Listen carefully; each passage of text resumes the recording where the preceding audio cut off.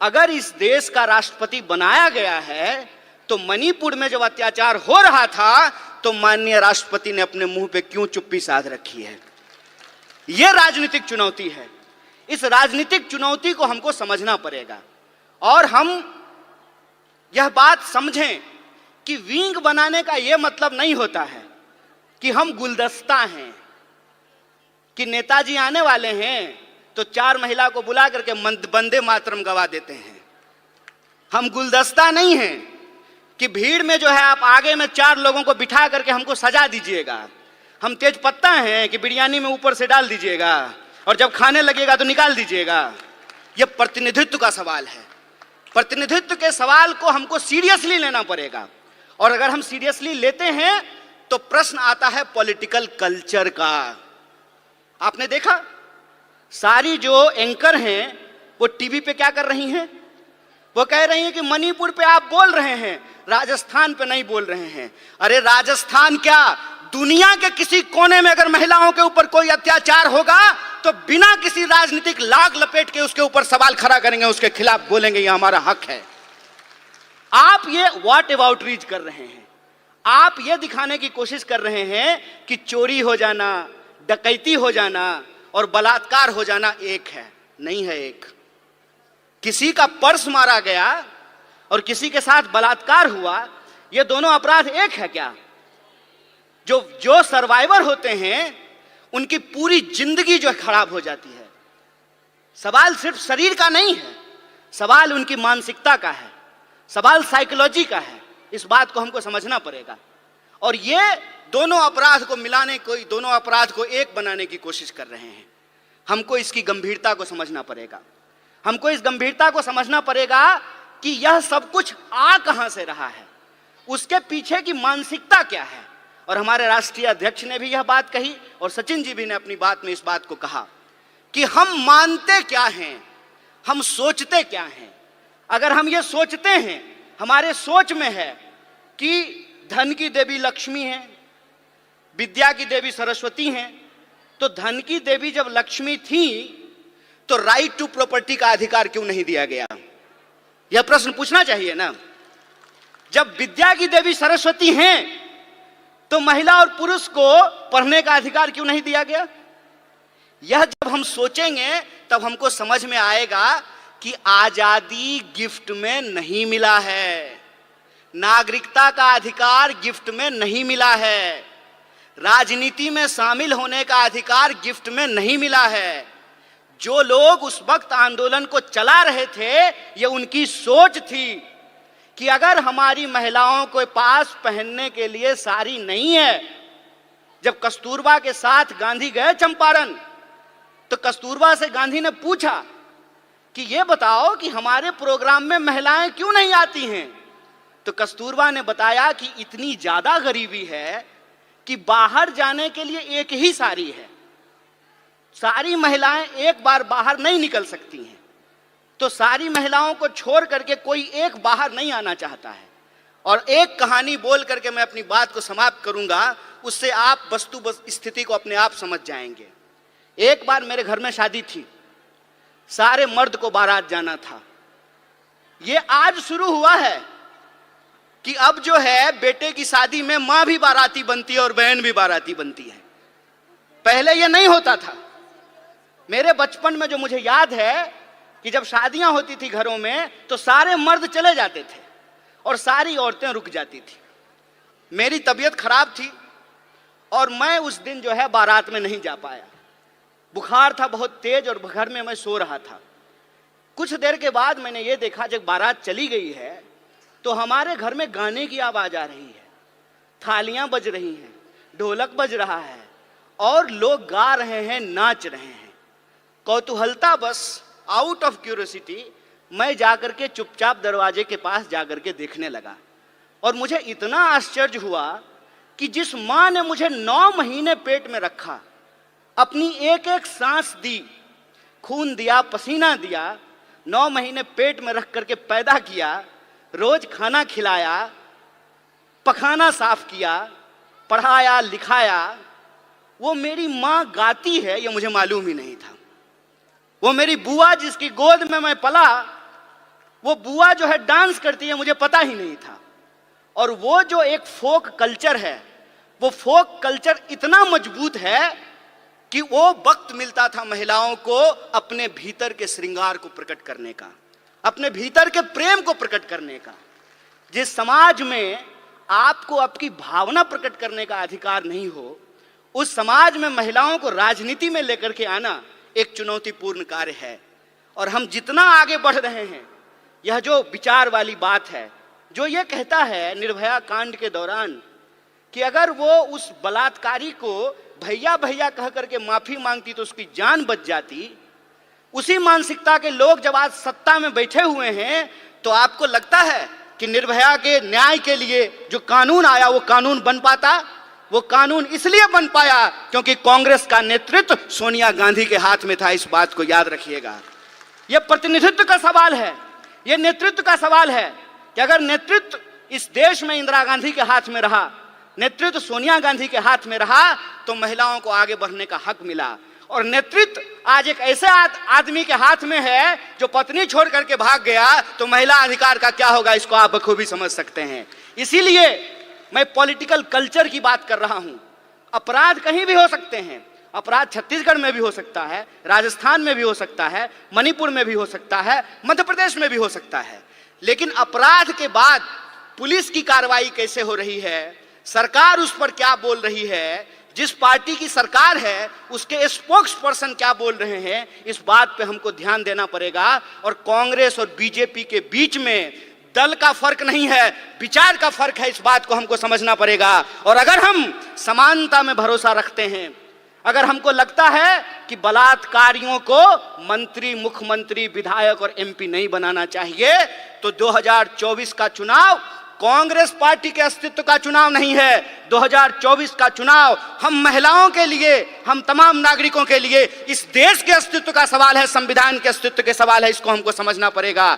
और जिन चीजों से हम जूझ रहे हैं, चाहे वो महंगाई हो, चाहे वो बेकारी हो, उन तमाम सवालों को लेकर के हमको घर घर जाना है। और जो संविधान ने जो हमको अधिकार दिया है, समान अवसर का, सम्मान का, एकता का, भागीदारी का, उसको हमको आगे लेकर के जाना होगा। और जो नारा आपने लगाया है, आधी आबादी पूरा हक, अपनी पार्टी और एनएसयूआई की तरफ से इस मांग के साथ हम पूर्ण समर्थन में खड़े हैं और आप इस लड़ाई में कंधे से कंधे मिला करके आपके साथ चलेंगे। इन्हीं शब्दों के साथ अपनी बात को खत्म करूंगा। शुक्रिया। इनकलाब जिंदाबाद। जय हिंद, जय कांग्रेस, जय महिला शक्ति। हमारा मानना है कि मौजूदा वक्त में समाज का कोई ऐसा तबका नहीं है जिसको अपनी लड़ाई सिर्फ अपने लिए और सिर्फ अपने दम पर लड़ने की जरूरत है। हम जिस दौर में हैं, जिस वक्त में हैं, उसमें हर डिस्कोर्स में एक इंटरसेक्शनैलिटी है।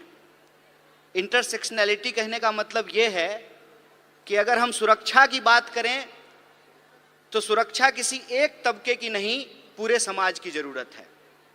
अगर हम गरीबी उन्मूलन की बात करें तो ये किसी एक जेंडर के लिए नहीं, बल्कि ये सभी जेंडर पे लागू होता है। और अगर हम किसी भी तरह का समूह उसको ट्रेस करने की कोशिश करें सोसाइटी में, तो हम उसमें एक इंटरसेक्शनैलिटी को देखते हैं।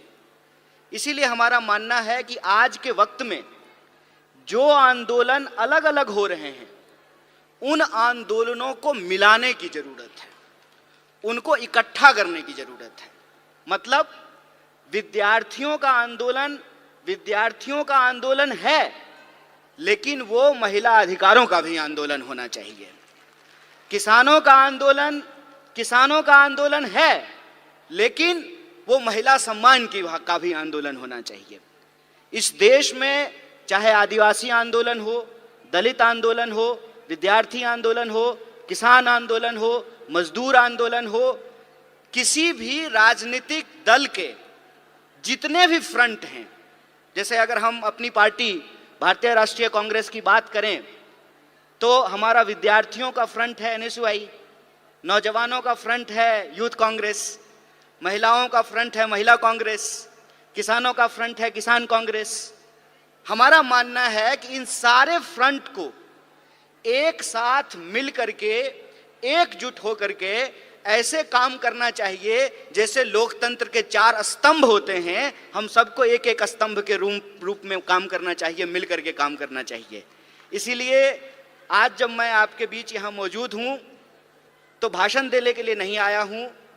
हम आपकी हर कार्रवाई में कंधे से कंधे मिला करके दोनों फ्रंटल जो है मिल करके काम करें, और जो देश के सामने चुनौतियां हैं जिसके बारे में हमारे राष्ट्रीय अध्यक्ष ने भी बताया, महिला कांग्रेस की राष्ट्रीय अध्यक्ष नेताजी ने भी बताया, हमारे ट्रेनिंग प्रोग्राम के सचिन जी ने भी बताया, जो भी स्पीकर आ रहे हैं जो हमको मौजूदा समय में चुनौतियों के बारे में बता रहे हैं, इन चुनौतियों में हमको मिलकर के काम करने की जरूरत है।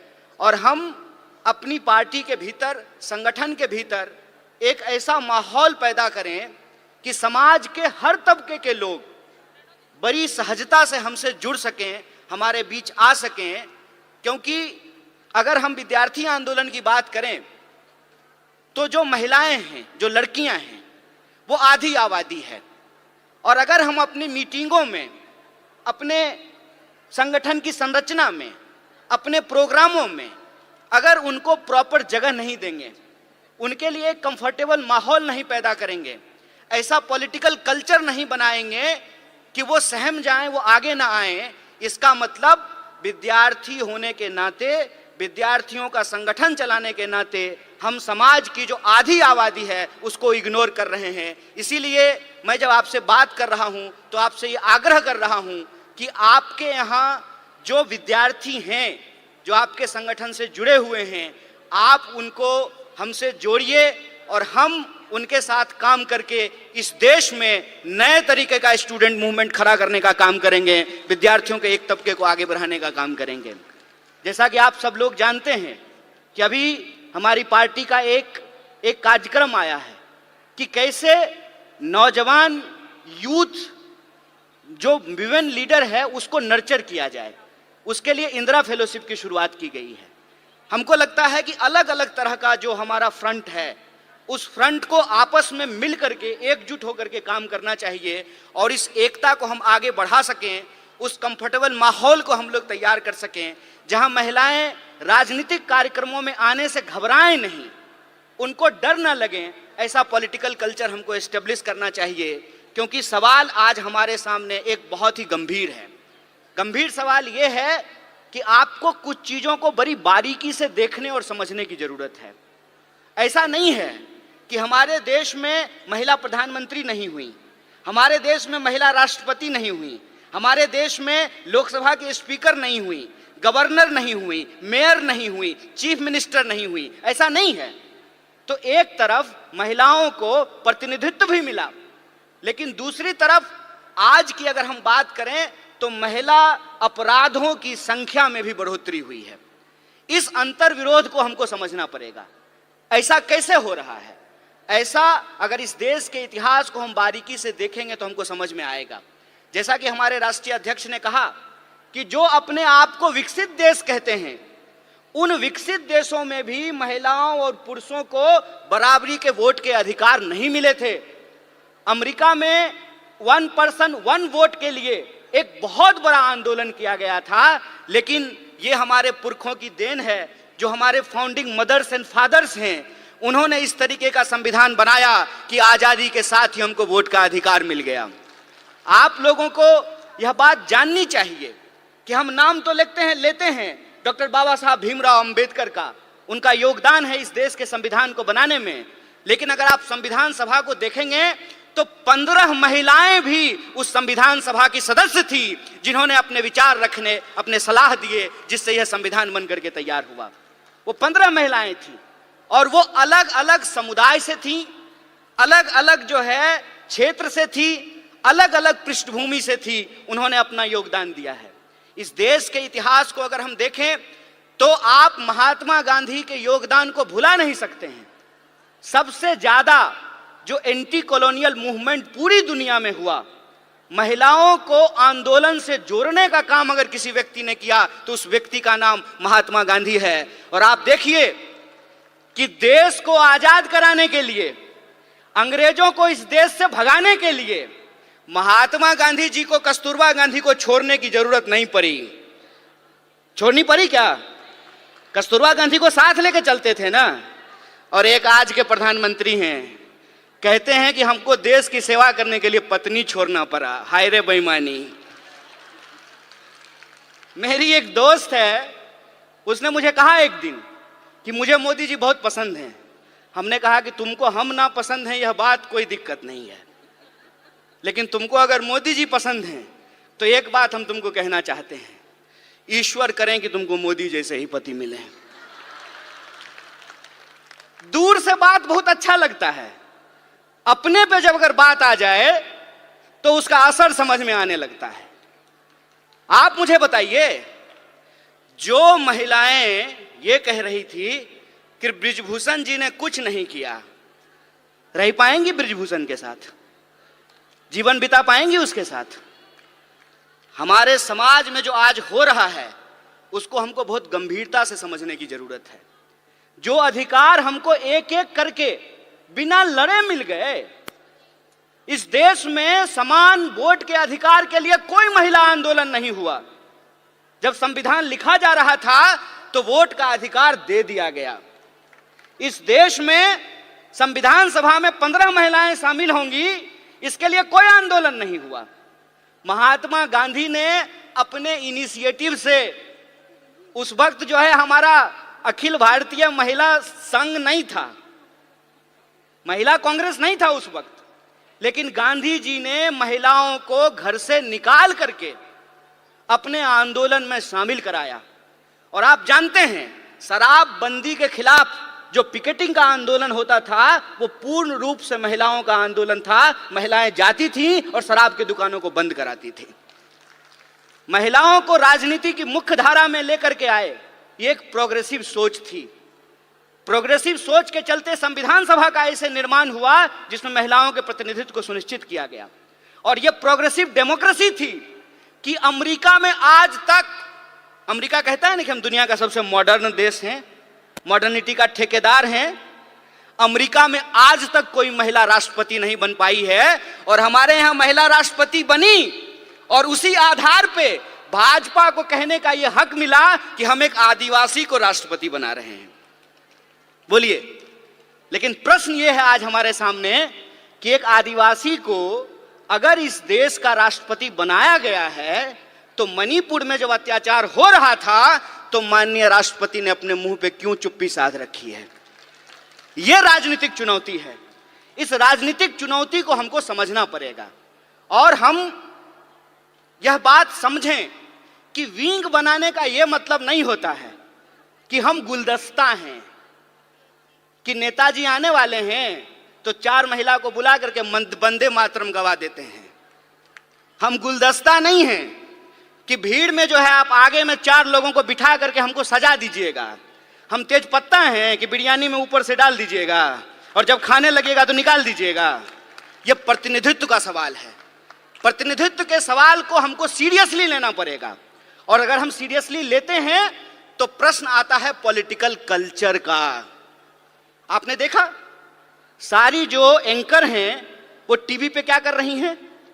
वो कह रही हैं कि मणिपुर पे आप बोल रहे हैं, राजस्थान पे नहीं बोल रहे हैं। अरे राजस्थान क्या, दुनिया के किसी कोने में अगर महिलाओं के ऊपर कोई अत्याचार होगा तो बिना किसी राजनीतिक लाग लपेट के उसके ऊपर सवाल खड़ा करेंगे, उसके खिलाफ बोलेंगे, ये हमारा हक है। आप ये व्हाट अबाउट रीच कर रहे हैं। आप ये दिखाने की कोशिश कर रहे हैं कि चोरी हो जाना, डकैती हो जाना और बलात्कार हो जाना एक है, नहीं है एक। किसी का पर्स मारा गया और किसी के साथ बलात्कार हुआ, ये दोनों अपराध एक है क्या? जो सर्वाइवर होते हैं उनकी पूरी जिंदगी जो खराब हो जाती है। सवाल सिर्फ शरीर का नहीं है, सवाल उनकी मानसिकता का है, सवाल साइकोलॉजी का है।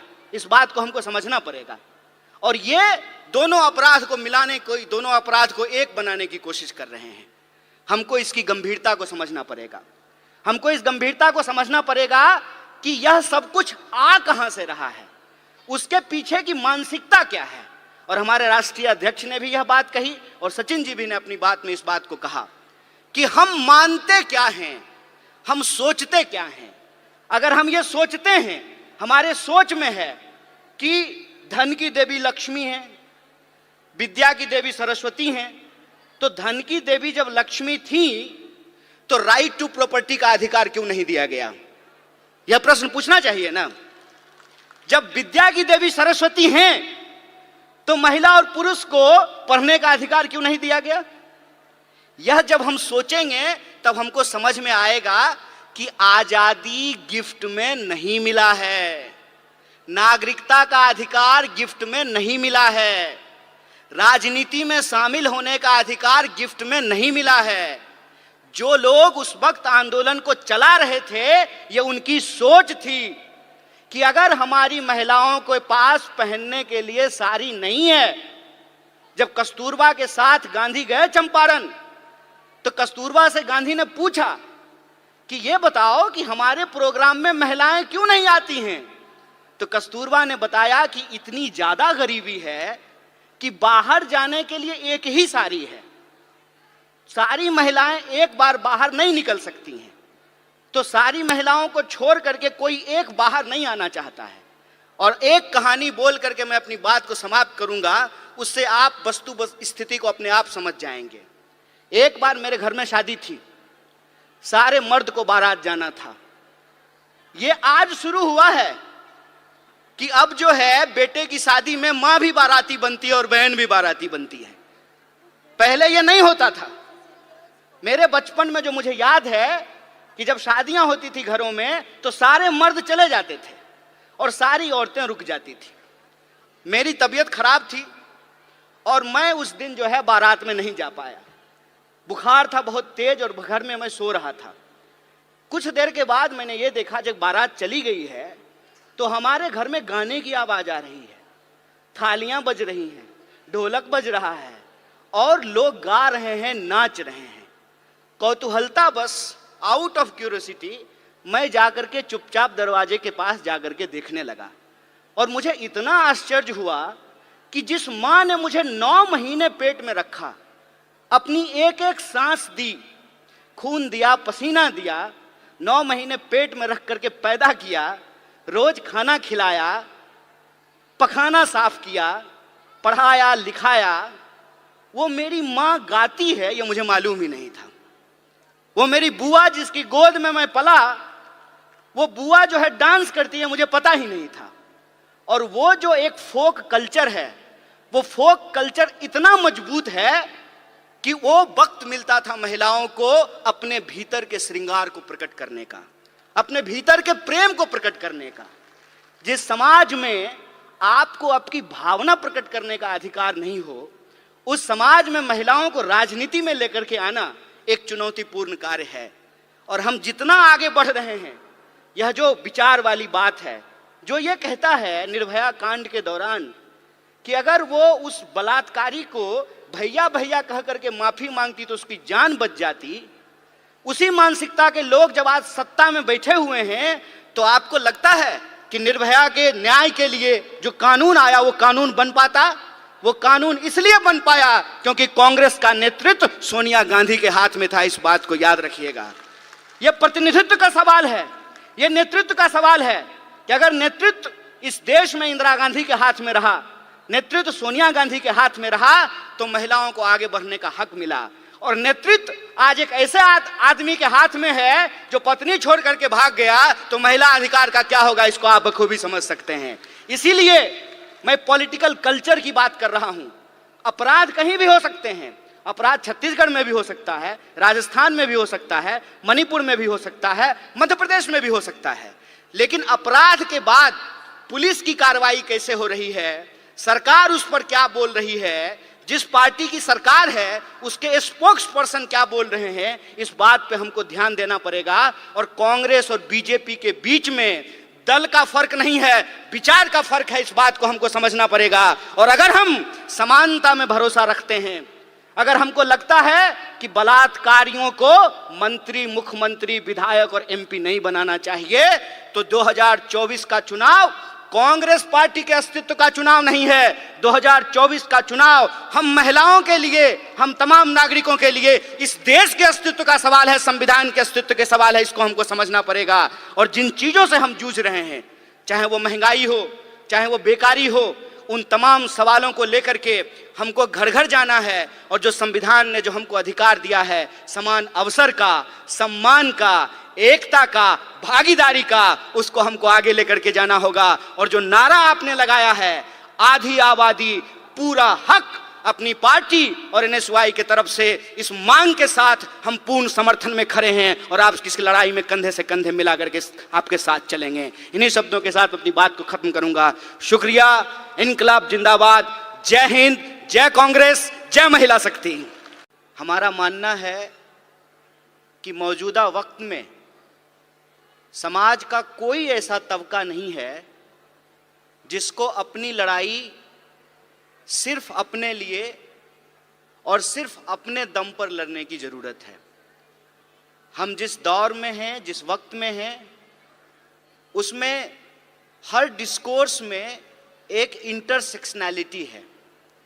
इंटरसेक्शनैलिटी कहने का मतलब यह है कि अगर हम सुरक्षा की बात करें तो सुरक्षा किसी एक तबके की नहीं, पूरे समाज की जरूरत है।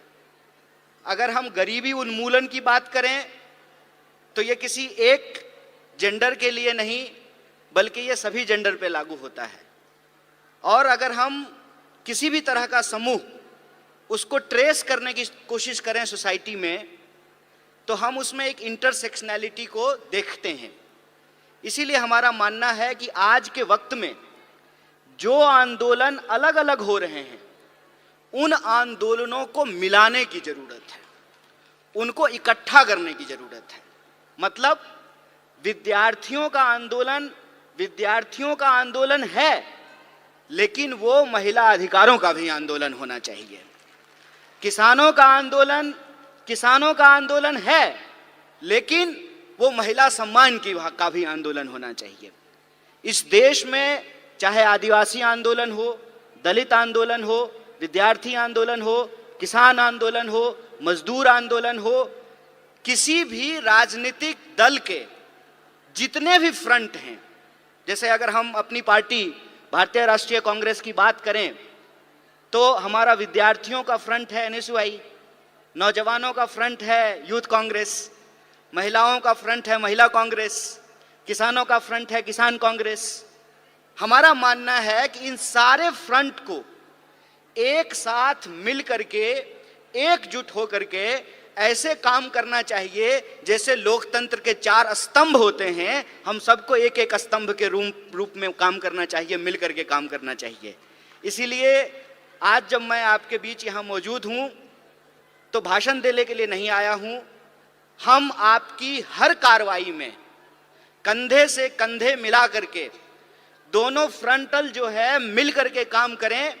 और जो देश के सामने चुनौतियां हैं, जिसके बारे में हमारे राष्ट्रीय अध्यक्ष ने भी बताया, महिला कांग्रेस की राष्ट्रीय अध्यक्ष नेताजी ने भी बताया, हमारे ट्रेनिंग प्रोग्राम के सचिन जी ने भी बताया, जो भी स्पीकर आ रहे हैं जो हमको मौजूदा समय में चुनौतियों के बारे में बता रहे हैं, इन चुनौतियों में हमको मिलकर के काम करने की जरूरत है।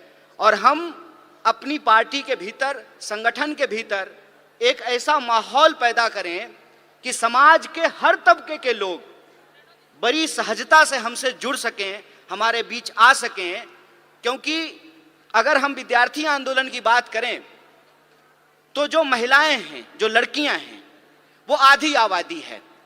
और अगर हम अपनी मीटिंगों में, अपने संगठन की संरचना में, अपने प्रोग्रामों में अगर उनको प्रॉपर जगह नहीं देंगे, उनके लिए एक कंफर्टेबल माहौल नहीं पैदा करेंगे, ऐसा पॉलिटिकल कल्चर नहीं बनाएंगे कि वो सहम जाएं, वो आगे ना आएं, इसका मतलब विद्यार्थी होने के नाते, विद्यार्थियों का संगठन चलाने के नाते हम समाज की जो आधी आबादी है उसको इग्नोर कर रहे हैं। इसीलिए मैं जब आपसे बात कर रहा हूं तो आपसे ये आग्रह कर रहा हूं कि आपके यहाँ जो विद्यार्थी हैं, जो आपके संगठन से जुड़े हुए हैं, आप उनको हमसे जोड़िए और हम उनके साथ काम करके इस देश में नए तरीके का स्टूडेंट मूवमेंट खड़ा करने का काम करेंगे, विद्यार्थियों के एक तबके को आगे बढ़ाने का काम करेंगे।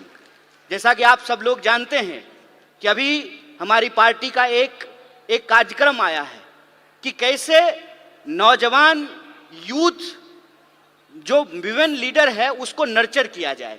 उसके लिए इंदिरा फेलोशिप की शुरुआत की गई है। हमको लगता है कि अलग